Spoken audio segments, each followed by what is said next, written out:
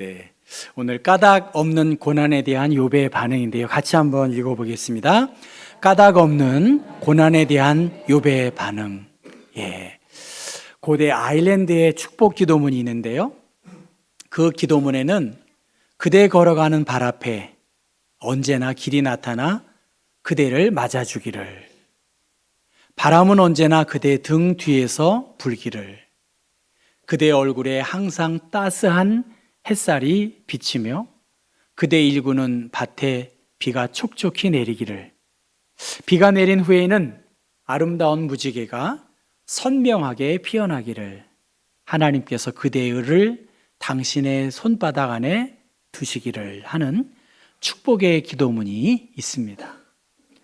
축복을 바라는 것, 축복의 주인공이 다 되고 싶은데 실상은 이런 바람처럼 되지 않을 때가 많습니다. 그래서 어느 시인은 밤하늘의 별의 바탕은 어둠이다라고 그렇게 시로 썼습니다. 어둠 속에서, 그 고난 속에서 별이 빛나고 있다라는 것이지요.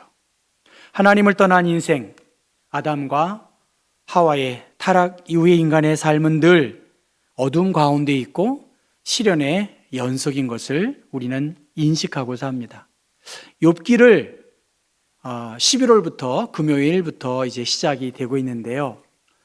42장에 걸친 긴 이야기이기도 하고 또 이해하기 어려운 많은 의구심이 드는 내용이 바로 욥기입니다. 그래서 어렵게 이해할 수 있습니다. 그런데 또 한편으로는 사실은 오늘 서론을 잘 이해하면 뒷부분도 잘 풀릴 수 있는 그 많은 중간에 그 몸통을 이루는 구조는 계속된 논쟁의 이야기인 것입니다. 그래서 우리가 알고 있듯이 욥은 하나님과 사람들로부터 인정을 받은 동방의 훌륭한 사람이다라고 말합니다. 그리고 그에게는 10 자녀가 있었고요, 수많은 가축, 수많은 종들이 있는 굉장히 거부입니다. 갑부입니다. 그는 욥은 자녀들에게도 굉장히 자상스러운 아빠였습니다. 10 자녀들 생일을 맞이했을 때 큰 잔치를 베풀고 혹시 잔치 때에 자신의 자녀들이 하나님 앞에 이웃들에게 실수할까 봐 자녀의 수대로 번제를 드리는 그러한 모습을 보여주었습니다. 이러한 욥에 대하여 하늘에서 회의가 열리게 되었습니다. 하나님의 아들들과 사탄이 여호와께 모여서 이제 하나님은 욥을 칭찬합니다.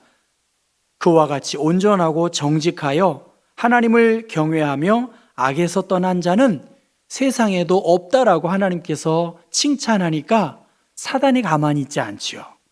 욥이 어찌 까닭 없이 하나님을 경외하겠습니까? 조금만 어려움이 있으면 하나님을 원망하고 부인할 것입니다라는 그러한 이야기를 통해서 하나님께서 사탄에게 욥의 재산을 가져가는 것까지는 허락했지만 그의 몸을 해롭게 하지는 말라고 하는 조건으로 제한이 끝났습니다. 그것이 하늘에서 이루어진 어전회의였다면 이 모든 것을 모르는 상황에서 욥은 13절 어느 날 하루를 맞습니다.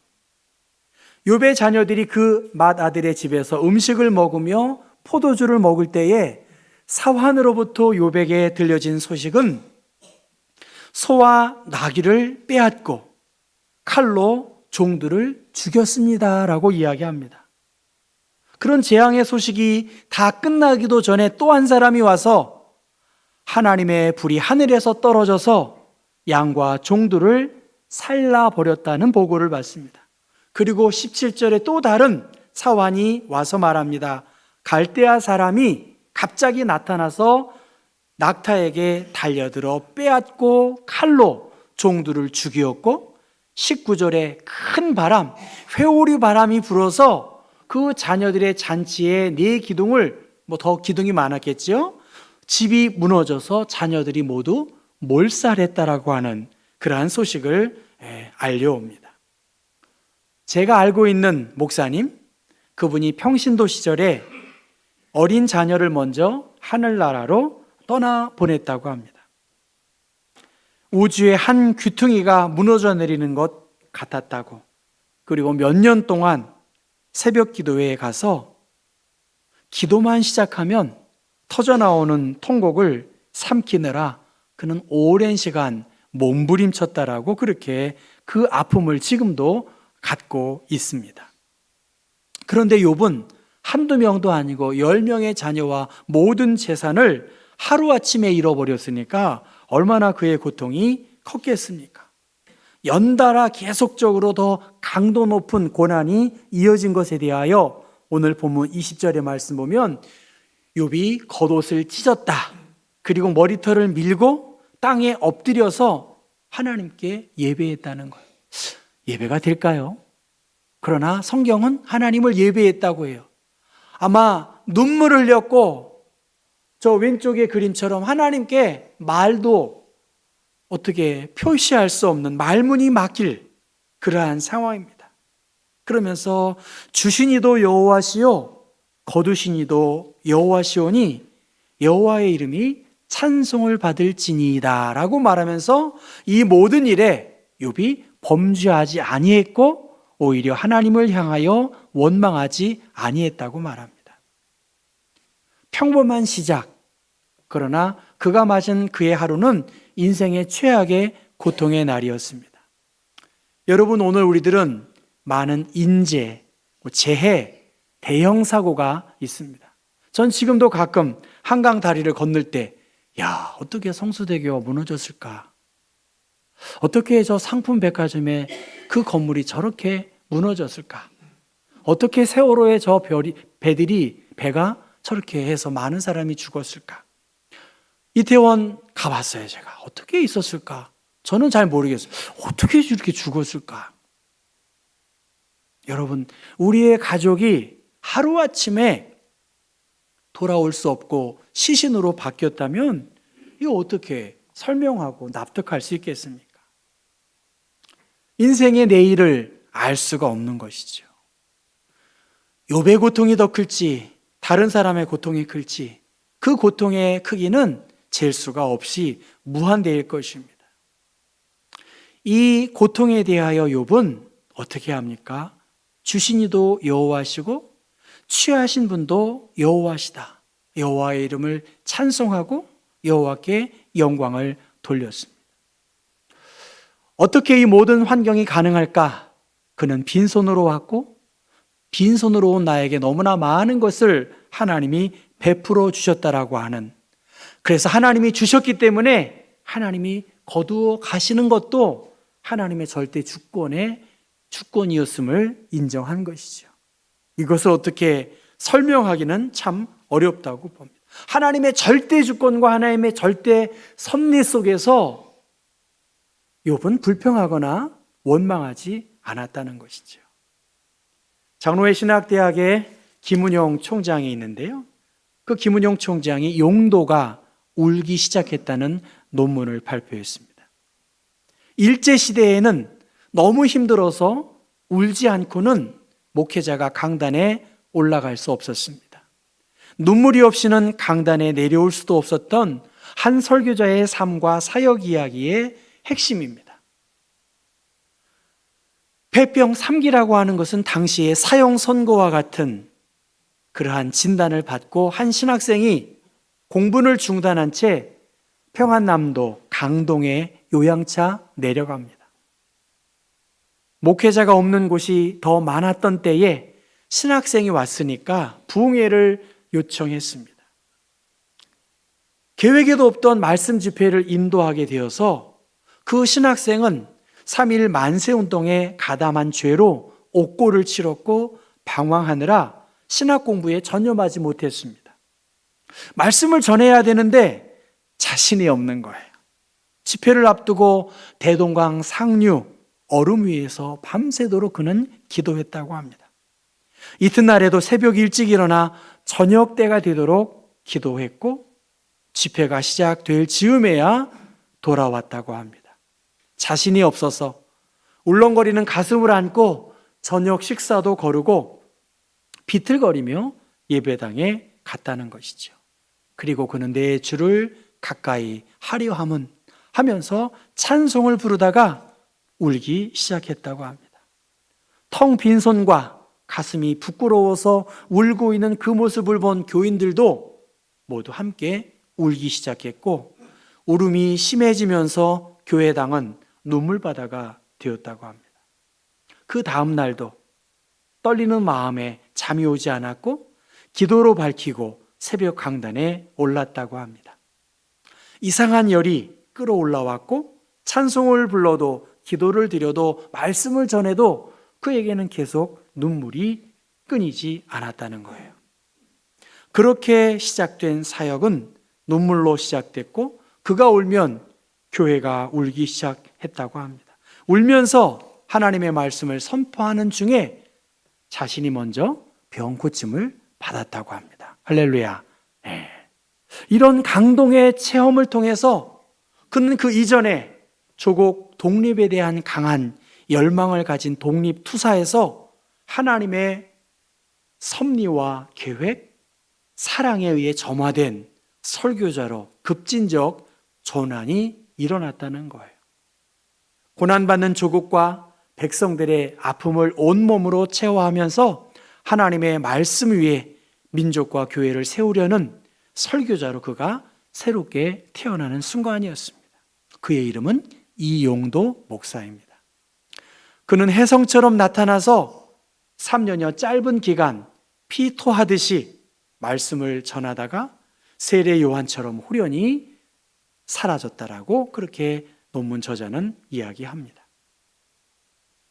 오늘 본문은 욥의 이야기, 그 개론적인 내용들을 여러분 이해하셨을 것입니다. 그는 알 수 없었어요. 그러나 하늘에서는 이 모든 것이 계획되어진 그 상황이었음을 우리는 알고 있습니다. 어떻게 그에게 이 재앙이 임했는지 알지 못하는 욥, 그것에 대하여 욥이 어떻게 반응한 것인지를 성경은 말씀하십니다. 계속된 제약 속에서 그는 겉옷을 찢고 머리털을 밀고 땅에 엎드려 예배했습니다. 계속된 고국의 어려움 속에서 병에 연약한 몸을 간직한 채 이용도 목사도 계속해서 하나님의 뜻이 어디에 있는지를 살폈을 것입니다. 힘든 세상에서 때묻지 아니하는 하나님의 사람들을 통해서 하나님의 절대 주권과 섭리를 믿고 하나님의 나라를 욥도 이용도도 또 많은 믿음의 사람들도 확장하고 힘쓰고 애썼다는 것입니다. 주신 이도 하나님이시고 취하실 분도 하나님이시다. 세상에서 가장 아름다운 말, 평생 감사의 저자 전광 목사는 뭐라고 할까요? 감사합니다입니다. 여러분 옆에 있는 분들에게 감사합니다라고 한번 해보세요. 정말 함께 하셔서 고맙습니다. 이게 세상에서 가장 아름다운 말이래요. 여러분 뭐라고요? 감사한다는 거예요. 예, 감사하다는 거예요. 감사하다. 근데 감사는 우리 신앙의 중심 언어입니다. 우리 중심 언어가 감사예요. 모든 것이 은혜이고 감사인데 실제로 감사의 삶을 살기가 쉽지 않습니다. 여러분, 감사한 일이 먼저일까요? 아니면 감사하는 마음이 먼저일까요? 감사한 일이 있어야 감사하게 되는 걸까요? 아니면 먼저 감사하면 감사한 일이 따라오는 걸까요? 저도 모르겠습니다. 무슨 말씀인지 아시죠? 모든 조건이 갖추어졌으니까 감사할 수 있지요. 그런데 모든 조건이 감사하지 않은 상황에서 감사하라는 것이 어떤 컨디션이 아니라 범사에 감사하라고 순서에 상관이 없다라고 성경은 말합니다. 욥은 극심한 슬픔, 갑작스러운 재앙에 대하여 땅에 엎드려서 모든 것이 하나님께로부터 왔음을 깨닫고 거룩하신 하나님의 뜻에 겸허하게 자신의 여러 어려움들을 맡겼다는 것입니다. 여러분, 통계적으로 집안에 냉장고가 있고 그 냉장고에 음식이 있고 잠을 청할 방만 있어도 세계 20% 안에 든다는 거예요. 여러분은 뭐 공부를 잘하셔서 100명 중에 20등 하면 잘하는 거예요. 집안에 수돗물이 맑은 식수를 먹을 수 있는 나라가 그리 많지 않다는 거예요. 가족을 잃었지요. 모든 소유를 잃었지요. 우리 같으면 충분히 불평하고 하나님을 원망해도 누가 그 사람을 정죄할 수 있겠습니까? 사탄은 당연히 하나님을 저주할 것이라고 기대했지만 오히려 욥은 어떻게 합니까? 하나님을 향하여 원망하지 아니하고 하나님을 찬양했습니다. 무엇이 우리의 삶을 힘들게 할까요? 억울하다는 거예요. 원망과 불평과 왜 내가 이 어려움을 독차지해야 되느냐라고 하는 것이죠. 그런데 욥은 하나님에 대하여 원망하지 않았습니다. 아마 이 깊은 속을 저는 알 수 없어요. 하나님의 나라에서 한번 욥 할아버지 만나서 그때 어떻게 마음이 어땠습니까? 제가 인터뷰하고 싶은 심정입니다. 여러분, 말이 무엇이 된다고 하죠? 씨가 된다라는 말을 우리가 잘 알죠. 근데 말이 된다라고 말합니다. 말이 말맞자입니다. 말이 된다는 거예요. 내가 지금 하고 있는 말이 움직이는 말이 되어서 이것을 감사로 이끌 수 있고 그 말대로 된다는 거예요. 그러니까 어떻게 합니까? 내가 감사한 말을 할 때 감사의 삶이 나를 이끌어 간다는 거예요. 그러니까 믿음으로 고백하고 감사한 말을 많이 할 때 고난 속에서도 욥이 승리한 것처럼 우리도 승리할 수 있을 줄로 믿습니다. 예, 말이 말을 가져오는 거예요. 격변의 시대입니다. 가장 위험한 것은 격변 자체가 아니에요. 위험한 것이 아니라 지난 사고방식을 버리지 못하는 것이라고 피터 드레커가 말했다고 제가 교회 수첩에 인용해 나왔습니다. 지난 사고방식을 버리지 못하는 거예요. 사탄의 마음을 품고 새로운 시작을 이룰 수가 없습니다. 오늘도 무화과 나무는 무성하지 못할 수 있고 포도나무는 열매가 없을지 모르지만 하박국의 기도는 오늘도 계속 되어져야 할 거예요. 까닭 없는 어려움을 맞을 때 욥은 이 모든 일에 범죄하지 아니했고 하나님을 향하여 원망하지 않았습니다. 하나님이 왜 모르시겠냐는 거예요. 하나님이 여러분의 수고와 눈물, 그 고통을 왜 모르시겠냐는 거예요. 합력하여서 선을 이루시기 때문에 이 아이리시들이 기도한 그 축복대로 하나님은 그의 뜻을 이루어 가실 것입니다. 감사가 말이 된다. 특별히 감사한 말이 우리의 미래까지도 하나님이 지켜주시고 먹이실 것이라고 하는 믿음의 고백 속에서 예기치 못한 일들이 너무나 많아요. 그 가운데에서 우리가 해야 할 것, 하나님의 절대 주권, 합력하여서 하나님은 선을 이루시고 우리의 눈물의 기도, 이용도의 눈물의 기도를 하나님이 기억하셔서 그 눈물을 통해서 그의 병도 고쳐주시고 생명을 살리는 하나님의 역사가 나타났습니다. 특별히 힘들고 어려운 그 상황 감사하기 어렵지요. 그러나 성경은 우리에게 범사에 감사하라, 모든 것이 합력하여서 선을 이루신다는 이 하나님의 말씀을 기억하고 우리가 농사를 짓든 우리의 생업이 있든 이 하나님으로 인하여 큰 기쁨을 누리시기를 주님의 이름으로 축원합니다.